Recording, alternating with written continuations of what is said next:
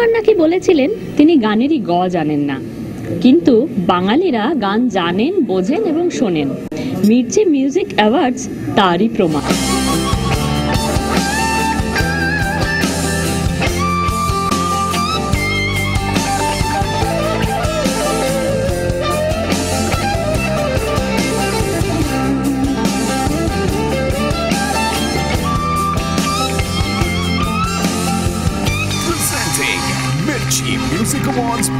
প্রত্যেক বছরই আমি গানের কচাকচির মধ্যে অতটা যাই না।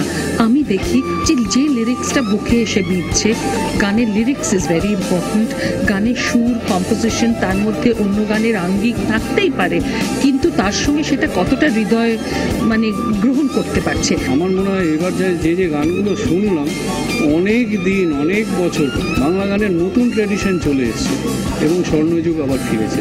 আমরা যারা এত বছর গান বাজনা করছি, হয়তো অনেকটা পথ পেরিয়েছি বলেই আমাদের মনে হয় যে ঠিক আছে, কোনো অ্যাওয়ার্ড হয়তো আমাদের সময় এরকম ছিল না, থাকলে ভালো হতো, না থাকলেও আমরা কাজ করেছি। কিন্তু যারা এখন নতুন, তারা তো অনেক সময় ডাইরেকশন বুঝতে পারে না কোন দিকে যাবে বা কী করবে। ফলে নতুনদের জন্য এই অ্যাওয়ার্ডটা কিন্তু ভীষণ ভীষণ ইম্পর্টেন্ট। একটা দোকানে যতজনের ভিড় হওয়ার সম্ভাবনা আছে, তার থেকে অনেক বেশি অনলাইনে সারা পৃথিবীর বাঙালিদের, আমি শুধু বাংলা গানের ক্ষেত্রে যদি বলি, সারা পৃথিবীর বাঙালিদের রিচ করা যায়।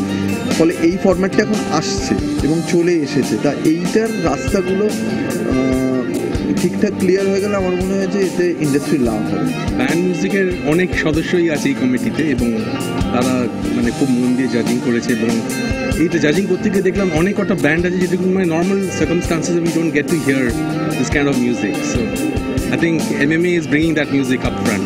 আমি তো জাজ, আর যেখানে আমি সঙ্গীতকে ভালোবাসি, গান বাজনাকে ভালোবাসি এবং জাজিং এর মতন এত দায়িত্বশীল একটা কাজ আমি হাতে নিয়েছি, সেখানে আমি অন্তত গানের সঙ্গে বা মিউজিকের সঙ্গে এই বেইমানিটা কোনোদিনও করতে পারবো না।